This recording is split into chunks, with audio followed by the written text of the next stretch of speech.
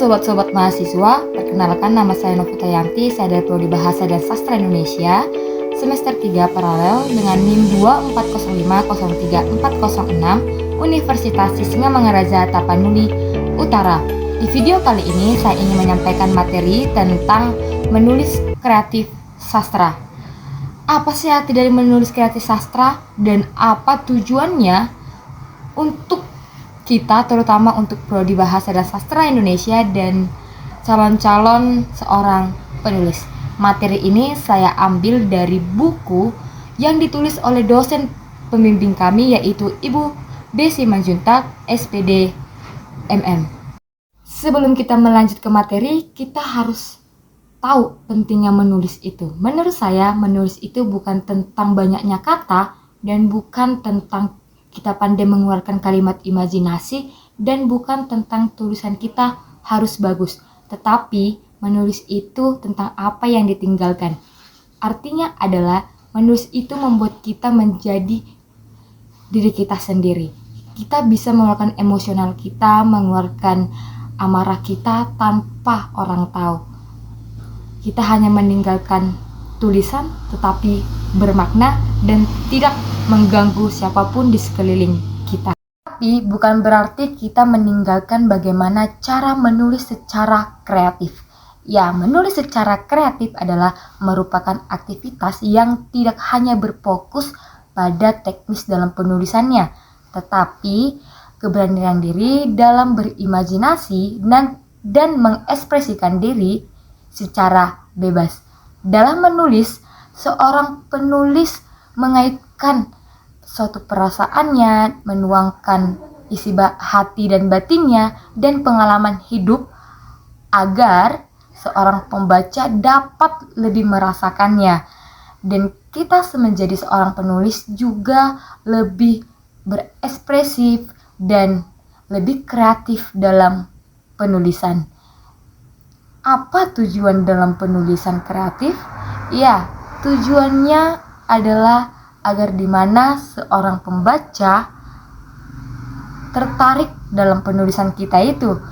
Sebelum kita membahas lebih meluas, mungkin teman-teman bertanya, apa jenis-jenis menulis kreatif sastra? Apakah hanya menulis diari saja atau sekedar menuangkan isi hati? Tidak teman-teman, tetapi ada beberapa jenis. Yang pertama novel, drama, cerpen, puisi, ya yang berkaitan dengan tulisan baik dalam fiksi dan non-fiksi.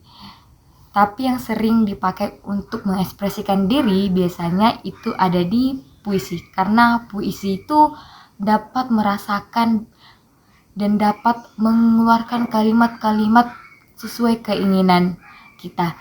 Untuk lebih lanjutnya dan lebih jelasnya tentang jenis-jenisnya dan perbedaannya, saya akan menunjukkan di slide video ini. Ya, selanjutnya setelah kita menulis secara dengan baik dengan diri kita sendiri, mungkin kita berpikir untuk mempublikasinya agar orang-orang juga merasakan apa yang kita tulis.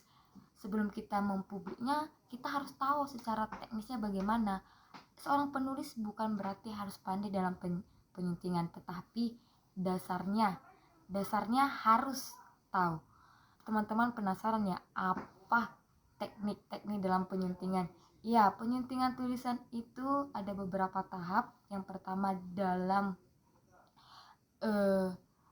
bacaannya, dalam bacaannya atau bahasanya, yaitu ada ejaan atau diksinya dan tanda baca. Ini lebih penting karena tanpa tanda baca tulisan itu tidak ada hikmat atau pengertian yang penting.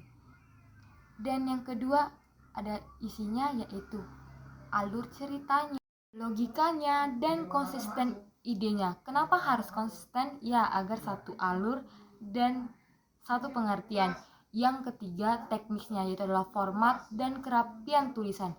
Kerapian tulisan sangat penting, yaitu tanda bacanya dan bentuk paragrafnya dan bentuk isinya itu sangat penting agar orang mengerti di mana saat untuk menyimak. Hanya itu yang bisa saya sampaikan dalam menulis secara kreatif. Semoga teman-teman dapat manfaatnya, dan saya juga nanti akan menambahkan beberapa slide agar lebih luas wawasan kita semuanya. Saya Novita Yanti, saya mengucapkan terima kasih atas menonton